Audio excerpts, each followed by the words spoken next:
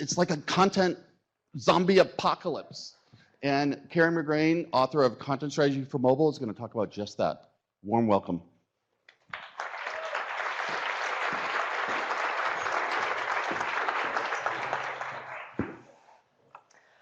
You want to know what I think is amazing? It is the fantastic team here at LavaCon. I want to say thank you to everybody who helped organize, everybody who's here in New Orleans, everybody who's visiting remotely. You want to know what else? You want to know what else I think is even more amazing? It's print. Man, print is such a fantastic technology. I mean, you put the words on the paper and they stay there. You don't have to worry about keeping it updated all the time. And you know, when you look back at like, what is it, the 500 years of the printing press and the thousands of years of technology that we have to put ink on paper, you realize just how much of our values, our culture, our process, like what it means to create connections, to create hierarchy, to create meaning, are all derived from putting ink on paper. And then we had to go and invent the web, which, I mean, on balance, I think it was totally worth it, but man, is it a pain in the ass. So the web just turned, 25 or so. Opinions vary about how old the web is, but when you look back at the very foundations of this technology, hypertext markup language, HTML, the uniform resource locator, the URL, those technologies were created with the explicit purpose that anyone, anywhere, could create a document that could be updated instantaneously and accessible globally. And I mean, when you just kind of take a step back from the day-to-day stuff we do every day and stop and appreciate just how different that is from print, 25 years isn't nearly enough time for human beings to have wrapped their heads around the ways that the web is different. And so when I talk about content strategy for mobile, the title of my book, I don't mean how do you get your stuff to work on a smartphone. What I mean is how do we, as human beings, adapt to the fact that now we can no longer make any assumptions at all about the size of someone's screen, about the amount of bandwidth that they're going to have, about the input mechanism that they're using to connect. All of those assumptions are gone, and they're never coming back. And so when I talk about content strategy for mobile and now for tablets, what I mean is that we as human beings are having to wrap our heads around the idea that we have to figure out how to create content that can work on any platform or any device. Now, I am not a futurist. I am not going to be the one who stands here and tells you what the next big thing is. If I could do that, I would be making a fortune. But I can guarantee you one thing, and it's this. Humanity's drive for new technology has not yet been sated. There will be a next big thing. And whatever that next big thing is, we're going to have to figure out how do we get our stuff onto it. Maybe the next big thing is audio interfaces, right? I work with a lot of clients these days that are dealing with the reality of how do they adapt to a world of audio interfaces and chat. And, I find that when I ask people, what does it mean to create content for different devices? Sometimes I'll talk to web developers and I'll get this sense of like, Karen, why do we have to worry about semantic markup? I mean, what difference does it make if I encode something with the italics tag or with the emphasis tag when every major browser since the dawn of time has rendered emphasis as italics? Well, not in an audio interface, they don't. One of those things, as you know, conveys visual styling. The other conveys meaning. In an audio interface, emphasis would be rendered as tone of voice. And so when you start peeling that back, when you start realizing the degree to which we rely on visual styling to convey meaning and how poorly that translates across platforms, you realize how much of that we are still wrestling with how to unpack. I don't know when audio interfaces are really, truly gonna hit the mainstream. If it's 5 years, 15 years, 50 years. But I do know that one day the Star Trek computer is gonna be real. And the last thing that I want when I go and ask the Star Trek computer a question is for it to start spitting back at me, http://. So audio interfaces, potentially the next big thing. Surely, though, the next big thing is watches, right? Right? I just got my 4th generation Apple Watch, and ever since watches came out, I've had people telling me, like, Karen, come on, I mean, a watch is not really a content consumption device. Who's ever gonna wanna read a long document on their watch? That may be true, but that's also the same thing that we said about phones. Now, I've got a web browser on my watch, and even if I totally concede the point that no one actually wants to read on their watch, if you envision the watch as a hub of a smart ecosystem in which the watch might be a controller for a smart TV or an audio interface, where the watch might be something that would allow you to navigate through something that's in your ears, it makes you realize that the content ecosystem has to be renderable and navigable through the smallest of form factors, even if that's not a primary consumption channel. But watches, obviously, they're so tiny. Surely not the next big thing. Surely the next big thing is gonna be stadium scoreboards, right? We're gonna get our content where everybody can see it. This is a joke. I put this in here as a joke. I thought it was funny. You know, because like watches are tiny and then scoreboards are big. And then I talked to a client who said that the biggest challenge that they're facing today is digital signage. So it's a university client, and they just bought all these signs that they wanted to put up all over campus. And they came to me and said, Karen, we have a website, we have mobile apps, and now we have these digital signs. And what we want is a way that we can create content in one place and then have it automatically publish out to these 3 very different form factors. And I was like, hey, have you thought about treating those digital signs like they're a completely separate silo and managing them independently? And they were like, we don't have time for that.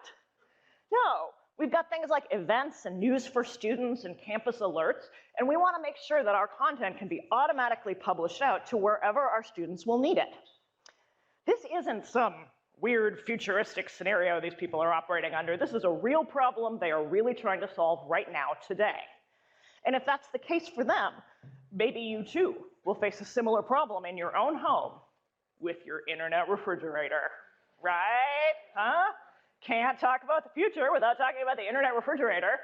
It's like, I think the biggest problem facing our society right now today is that I can't check Twitter in the 30 seconds that it takes me to get a Diet Coke. So, no, I don't think the internet refrigerator is really the next big thing, although I will confess, I have a 1st generation iPad scotch taped to my refrigerator, and I find it extremely useful. But maybe it's not the fridge. Maybe it'll be something like an internet-enabled cooktop, where the glass surface of your range can become a place to display news or videos or recipes. Or maybe, and I do think this is the biggest problem facing our society today, what happens when toaster printers become a reality? Is your content going to be ready to be baked onto delicious toast? These are the problems that we are here to solve today together. So right now, the organizations that I work with are already struggling with how do they deal with a massive content that needs to work across a variety of platforms. They have a website. What do they do about mobile apps? Do they need to have separate tablet apps? That's on top of the fact that they've already got email and social channels. They're managing individual microsites. They have blogs that they manage. Heck, a lot of the clients that I work with are still figuring out how do they take the content that they create for print and get it onto the web. And yet tomorrow, there's going to be ever more devices and platforms and screen sizes, and it's a veritable zombie apocalypse of new places that we're gonna have to get our content to work. I wanna be clear about one thing. I don't care if you believe that any of these platforms is gonna be the next big thing. You can be like, digital signage, never gonna matter to me. Watches, no big deal. Because what I believe is that the organizations that will survive the zombie apocalypse are the organizations that will decide right now that they need to create content that has a fighting shot of being able to work on whatever device or platform or screen size that will be the next big thing in the future. And so then the question becomes, how do we protect ourselves from the zombie apocalypse? What is the stake that we can drive into the heart of siloed multi-platform design? I believe that it is the desire, the lodestar, to move towards a place where we have true separation of content from presentation, true separation of content from form. Now, I would be remiss, especially in talking to an audience like you all, if I didn't say that that is perhaps an unachievable long-term goal. It's a destination that we may never fully, completely reach. And yet, when I go out and I talk to developers about what do they think it means to separate content from form, immediately some of the audience, especially of the types of people that I talk to, are like, ooh, ooh, ooh, ooh, I know the answer, I know the answer. It's CSS. CSS is the answer. Which is not untrue. But when you really dig into this problem, you realize that the challenge of creating content that is not locked to a particular output format, content that is not rendered only in one styling, that then that styling has to be stripped away later, that is a problem, a challenge that we need every person in the organization to understand and wrap their heads around and treat as a goal. When Dan Jacobson, so he's the API guy from Netflix, he's formerly from NPR, when he says that the future of content management systems is in their ability to capture the content in a clean, presentation-independent way, what he means there is something that goes beyond markup. He goes beyond something that touches all of the work that everybody who creates content does. I have developed a reputation as being the web's biggest hater of WYSIWYG interfaces. You know, the things that look, quote, just like Microsoft Word. This one says, you give your content authors an editing solution that they will actually use. The Word-like interface makes content creation easy for business users who know nothing about HTML and want to keep it that way.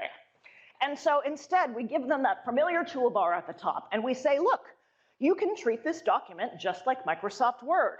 You can float a box to the right, color it purple, call it table of contents, add some custom bullet points, add a table, and it will render perfectly in the one and only one platform that you were imagining when you created it, which was the desktop web. And when I look at a document like this, sometimes developers will look at this and say, oh yeah, all that formatting, you gotta strip it out. Strip it out? That was someone's whole job. When someone created that document, the problem was that she didn't want to create a purple box and float it to the right. What she wanted to do was create a table of contents. She wanted to create something that had a signposting function that provided a guideline to the various sections of the document. She wanted it to be set off from the flow of the document and provide a way for people to access things. But we didn't give her any tools to encode what that actually meant on the web. The only tools that we gave her were tools of styling. I don't mean to brag here. I really do love coming out, talk to groups of people like you all. But my graffiti crime spree is going so well. I just feel like I'm getting the message out to like a much broader group of people this way. Y'all know where WYSIWYG came from. It came from Xerox. It came from Xerox PARC. Because they invented the laser printer. Okay, think about this for a second. Xerox invented the entire concept of what you see is what you get editing. They invented the entire concept of the graphical user interface so that they could sell laser printers. See, they had a way that you could print out whatever you wanted, but you needed to be able to actually create that document. And so I would argue that in many ways, WYSIWYG is like the biggest driver of adoption of the personal computer. I mean, it is WYSIWYG and the graphical user interface that directly led to the growth of the personal computer. It directly led to the growth of the web. And frankly, it's the reason that all of us are sitting here in this room today. It's the reason that I have a job. And it's with a huge amount of respect for this mental model, this metaphor that came before us, that I feel like I can confidently stand up here now and say that the web is not a laser printer. I mean, digital technology has nothing in common with the laser printer that sits next to your desk.